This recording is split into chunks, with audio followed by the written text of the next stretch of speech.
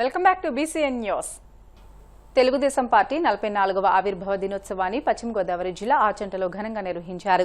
కార్యక్రమానికి ముఖ్య అతిథిగా ఆచంట ఎమ్మెల్యే పితాని సత్యనారాయణ పాల్గొని పార్టీ వ్యవస్థాపకుడు నందమూరి తారక రామారావు విగ్రహానికి పూలమాలలు వేసి నివాళులు అర్పించారు. అనంతరం ఆయన మీడియాతో మాట్లాడుతూ పేద, బడుగు, బలహీన వర్గాల అభ్యున్నతే లక్ష్యంగా నందమూరి తారక రామారావు తెలుగుదేశం పార్టీని స్థాపించారని, ఆయన బాటలోనే ముఖ్యమంత్రి చంద్రబాబు సంక్షేమ పథకాలను కొనసాగిస్తూ రాష్ట్ర అభివృద్ధికి కృషి చేస్తున్నారని అన్నారు. జాతి ఆత్మగౌరవం కోసం ఆనాటి ప్రియతమ నేత నందమూరి తారక రామారావు గారు మార్చి 29, 1942 44 సంవత్సరాల క్రితం తెలుగుదేశం పార్టీ యొక్క ఆత్మగౌరవంతో తెలుగువారి ఆత్మగౌరవం కోసం పెట్టిన ఈ పార్టీ ఈనాడు ప్రాంతీయ పార్టీ కాకుండా జాతీయ పార్టీగా కూడా ప్రజల మన్ననలు పొందిన ప్రజల పార్టీగా ఈనాడు దినాభివృద్ధి చెంది తెలుగు జాతి యొక్క ఆత్మగౌరవం ప్రపంచంలో ఎక్కడున్నా తెలుగువారి ఒకనాడు ఆంధ్రప్రదేశ్, ఉమ్మడి ఆంధ్రప్రదేశ్లో కూడా చెన్నై అని చెప్పుకోవాల్సిన పరిస్థితి, మద్రాసు అని చెప్పుకోవాల్సిన రోజుల నుంచి తెలుగుదేశం పార్టీ పెట్టినప్పుడు తెలుగువారి ఆత్మగౌరవంతో ప్రారంభమై ఈ రాష్ట్రంలో పోకటి వేళ్లతోటి జాతీయ పార్టీలను కూడా ఎదుర్కొని పునాదులు వేసుకుని ఈనాడు తెలుగుదేశం పార్టీ పేదల పక్షాన, బడుగు బలహీన వర్గాల పక్షాన, ప్రత్యేకంగా బలహీన వర్గాల పక్షాన ఒక రక్షణగా నిలబడి తెలుగుదేశం పార్టీకి రక్షణగా నిలబడిన అనేక సామాజిక వర్గాలకి ఈనాడు వారికే కాకుండా రాష్ట్రంలో పేద బడుగు వర్గాల యొక్క సామాజిక అభివృద్ధిని ఈనాడు ప్రత్యేకంగా ఈనాటి ముఖ్యమంత్రి చంద్రబాబు నాయుడు గారు జాతీయ అధ్యక్షులుగా నందమూరి తారక రామారావు అంతమిచ్చినప్పుడు కూడా పార్టీని ఒక ప్రతిష్టమైన పార్టీగా శిక్షణా తరగతులు పెట్టి కార్యకర్తలు ఒక సైనికులుగా తయారు చేసి ఒక మెకనైజేషన్ పెట్టుకుని తెలుగుదేశం పార్టీ ఈనాడు ఓటమి పాలైనా ఎప్పుడుకప్పుడు ప్రజా ఆధారాలతో మళ్ళీ అధికారానికి వస్తూ ప్రజల యొక్క మన్ననలు పొంది ప్రజా సంక్షేమమే ప్రధానంగా ఈనాడు గత ప్రభుత్వంలో రాష్ట్ర ఆర్థిక పరిస్థితి అధోగతి అయితే ఈనాడు మళ్ళీ 2024 ప్రజల యొక్క అభిమానంతో మళ్ళీ అధికారం వచ్చి కూటమి ప్రభుత్వం ఈనాడు తెలుగుదేశం పార్టీ నాయకత్వంలో ఈ రాష్ట్రంలో మళ్ళీ ఆర్థిక వనరుల్ని పుంజుకుని పారిశ్రామికవేత్తలను కూడా ఈ రాష్ట్రంలో ఈ దేశంలో వచ్చిన పరిశ్రమల్లో 25% ఒక్క రాష్ట్రం, ఆంధ్ర రాష్ట్రం తీసుకురావడం కూడా ఈనాడు ముఖ్యమంత్రి చంద్రబాబు నాయుడు గారిని, ఈనాడు కూటమి నాయకత్వంలో ఉన్న పవన్ కళ్యాణ్ గారిని కూడా హృదయపూర్వకంగా అభినందిస్తున్నాం. దీనికి సంపూర్తి సహకారం అందిస్తున్న మోడీ గారు, భారతీయ జనతా పార్టీని కూడా అభినందిస్తున్నాం. ఈనాడు ప్రధాన భూమిక తెలుగుదేశం పార్టీ రాష్ట్రంలో వహిస్తూ ఉంది. లక్షలాది కార్యకర్తలు, లక్షలాది అభిమానులు ప్రజల యొక్క మన్ననలు పొందిన ఈ యొక్క తెలుగుదేశం పార్టీ ఆవిర్భావాన్ని చేసుకోవడం, మనందరూ కూడా ఒకరినొకరు గౌరవించుకోవడం, తెలుగు జాతిని గౌరవించడం అనే కార్యక్రమం ద్వారా ఈనాడు తెలుగుదేశం పార్టీ ఆవిర్భావ దినం జరుపుకునే సందర్భంగా 44 సంవత్సరాలు నిండుకుని ఇంకా దినదినాభివృద్ధి చెందే ఒక రాజకీయ పార్టీగా ఈనాడు ప్రధాన కార్యదర్శి లోకేష్ గారి యొక్క నాయకత్వంలో కూడా యువతని ప్రత్యేకంగా నడుపుకుంటూ ఏలూరు జిల్లా భీముడోలు మండలం గుండుగొలనులోని పురాతన శ్రీ సీతారామస్వామి ఆలయంలో శ్రీరామనవమి ఉత్సవాల సందర్భంగా రాత్రి రథోత్సవం నిర్వహించారు. ఆలయ ప్రధాన అర్చకులు సుధీరాచార్యులు బృందం ప్రత్యేక పూజలు, క్రతువులు నిర్వహించారు. శ్రీ సీతారామ, లక్ష్మణ, హనుమంతుల ఉత్సవమూర్తులను అలంకరించిన రథంపై ఉంచి గ్రామ వీధుల్లో ఊరేగించారు. ఆలయ ట్రస్టీ చైర్మన్ కొండా గంగరాజు కుమార్ పర్యవేక్షణలో జరిగిన ఈ కార్యక్రమంలో గ్రామస్తులు భారీగా హాజరయ్యారు.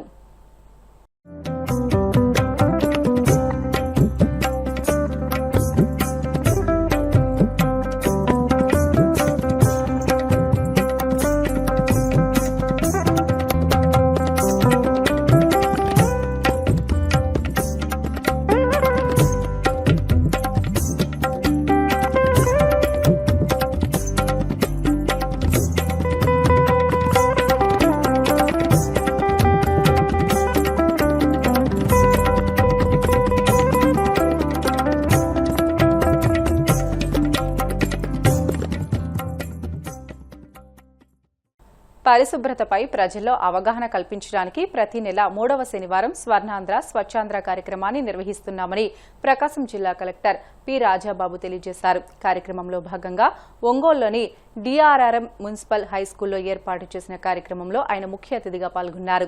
ఈ సందర్భంగా తొలుత మొక్కలు నాటారు. పక్షులకు నీటి వసతి కోసం ఏర్పాటు చేసిన మట్టి నీటి పాత్రలను ప్రారంభించారు. ప్రాంగణంలో ఏర్పాటు చేసిన పర్యావరణ పరిరక్షణ వస్తువులను తిలకించారు. విద్యార్థులతో పర్యావరణ ప్రతిజ్ఞ చేయించారు. పర్యావరణ పరిరక్షణపై ఏర్పాటు చేసిన పోటీల్లో గెలుపొందిన విద్యార్థులకు బహుమతులు అందజేశారు. సాసా ప్రోగ్రాం స్వచ్ఛాంధ్ర స్వర్ణాంధ్ర ప్రోగ్రాంలో భాగంగా ఈరోజు స్కూల్ ఆవరణంలో ఈ కార్యక్రమం చేపట్టడం జరిగింది. ఇందులో భాగంగా మనకి మున్సిపల్ కమిషనర్ గారు, అదేవిధంగా school head master and also ITC నుంచి స్పాన్సర్స్ అందరూ కూడా, టీచర్స్ అందరూ కూడా అటెండ్ అవ్వడం జరిగింది. ఇందులో మనము గత 2 సంవత్సరాలు ఆల్మోస్ట్ ఈ ప్రోగ్రాం స్టార్ట్ చేసి గవర్నమెంట్ ప్రారంభించినప్పటి నుంచి కూడా ఈ ప్రోగ్రాంలో ప్రతి నెల చేస్తూ చాలా మందిలో అవేర్నెస్ కూడా కల్పించడం జరిగింది. ఇంకా కొంత అవేర్నెస్ కూడా రావాలి. పిల్లలు అనేది చాలా చాలా ఇంపార్టెంట్. ఎంచేదంటే change will happen at the home, అక్కడ పిల్లల ద్వారా కూడా వస్తుంది కాబట్టి అనే ఉద్దేశంతో ఇది మనం ఎక్కువగా ప్రాముఖ్యత ఇవ్వడం జరుగుతుంది. స్కూల్లో టీచర్స్ కూడా మనము చెప్తున్నాము, పిల్లల్ని గైడ్ చేయండి, at the same time educate చేయమని చెప్తున్నాము. సో అందులో భాగంగా ఈ ఒంగోలు సిటీని పరిశుభ్రమైనటువంటి సిటీగా చేయాలనే ఉద్దేశంతో అన్ని ప్రయత్నాలు కూడా మన దగ్గర నుంచి చేస్తూ జరుగుతుంది.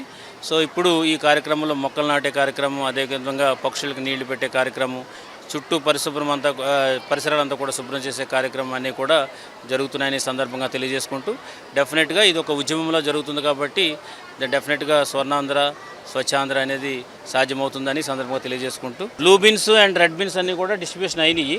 బట్ నేను చెప్పేది ఏంటంటే ఇప్పుడు తడి చెత్త కనుక ఎవరన్నా వేరు చేయకోకుండా అన్నీ కలిసిస్తే మాత్రం డెఫినెట్గా ఇక్కడి నుంచి అయితే మాత్రం ఆ చెత్త అనేది సేకరించబడదు. That is the serious thing we are giving. ఇప్పుడు వరకు కూడా ఎడ్యుకేషన్ మోడ్లో వెళ్ళాము, అవేర్నెస్ కల్పించాము, ప్రతి ఇంటింటికి కూడా చెప్పడం జరిగింది. బట్ ఇక్కడి నుంచి అయితే మాత్రం మేము ఇంప్లిమెంటేషన్ స్టేజ్లోకి వస్తున్నాము. దానికి సంబంధించినటువంటి రూల్స్ ఉన్నాయి, ఆల్మోస్ట్ సెగ్రిగేషన్ చేయాలనే రూల్స్ ఉన్నాయి. ప్రతి హౌస్ కూడా చాలా రెస్పాన్సిబుల్గా బిహేవ్ చేయాలి. లేకపోతే కనుక మేము ఇలా చెప్పుకుంటూనే పోతాం, మేము ఇలా చేస్తామని చెప్పేసి రోడ్డు మీద పడేయడం, అదేవిధంగా మనకి డ్రైనేజ్లో పడేసేయడం, లేదంటే కనుక ఎక్కడ పడితే అక్కడ చెత్త పడేసేయడం అనేది కరెక్ట్ కాదు. అది ఇర్రెస్పాన్సిబుల్ బిహేవియర్ కాబట్టి దాన్ని మేము డెఫినెట్గా అరికట్టవలసినటువంటి పరిస్థితి ఉంది. సో డ్రోన్ కూడా ఉపయోగించమని చెప్పేసి అన్నాము, అది కూడా జరుగుతుంది. సో దాంతోపాటు కార్మికులందరూ కూడా, ఎవరైతే పారిశుద్ధ కార్మికులు వాళ్ళందరూ కూడా పొజిషన్స్ ఏ ప్లేసుల్లో పెట్టాము అనేది కూడా మనకి అవైలబిలిటీలో పిన్ పాయింట్గా అలొకేట్ చేసి ఆ పర్సన్ యొక్క పేర్లు కూడా అడిగాము. సో అవి కూడా జరుగుతున్నాయి. ఇక్కడ నుంచి మేము పొద్దున్నే మార్నింగ్ అవన్నీ కూడా చేస్తాము. ఇదేమి మాకు కొత్త ఏమి కాదు, ఎర్లియర్గా మేము జీవీఎంసీ కమిషనర్గా చేసిన అలవాటు ఉంది కాబట్టి I hope that definitely Ongole సిటీని మాత్రం ఫేస్ లిఫ్ట్ చేయడానికి అన్ని రకాల. కలియుగ ప్రత్యక్ష దైవం తిరుమల శ్రీ వెంకటేశ్వర స్వామివారిని టీటీడీ ఎమ్మెల్సీ కావాలి గ్రీష్మ దర్శించుకున్నారు. వీఐపీ విరామ దర్శన సమయంలో స్వామివారి సేవలో పాల్గొని మొక్కులు చెల్లించుకున్నారు. దర్శనానంతరం వీరికి రంగనాయకుల మండపంలో వేద పండితులు వేద ఆశీర్వచనం అందించగా ఆలయ అధికారులు స్వామివారి తీర్థ ప్రసాదాలు అందజేసి పట్టు వస్త్రంతో సత్కరించారు. ఈరోజు స్వామివారిని దర్శించుకోవడం జరిగింది. ఈరోజు నా చిన్న కొడుకు మొదటి పుట్టినరోజు. స్వామివారి ఆశీర్వాదం మా పిల్లల మీద, కుటుంబం మీద, రాష్ట్రం మీద ఎప్పుడూ ఉండాలని మనస్ఫూర్తిగా స్వామివారిని వేడుకోవడం అయితే జరిగింది.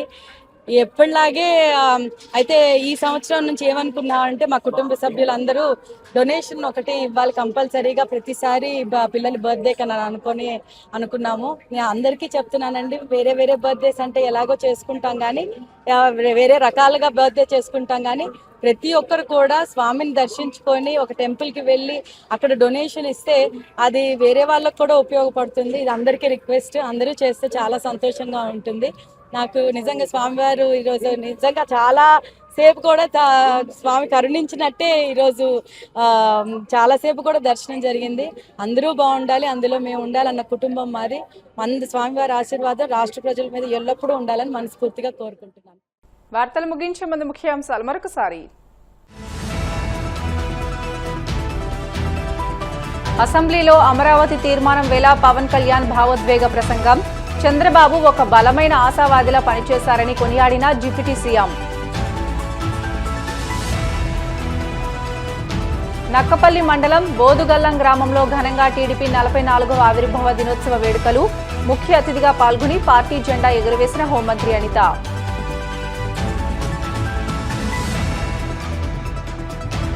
అమరావతిని చంద్రబాబు ఆదాయ వనరుగా మార్చేసుకున్నారన్న మాజీ మంత్రి కాకాని. కల్లబొల్లి మాటలు చెబుతూ రాష్ట్ర ప్రజలను వంచిస్తున్నారని ఫైర్.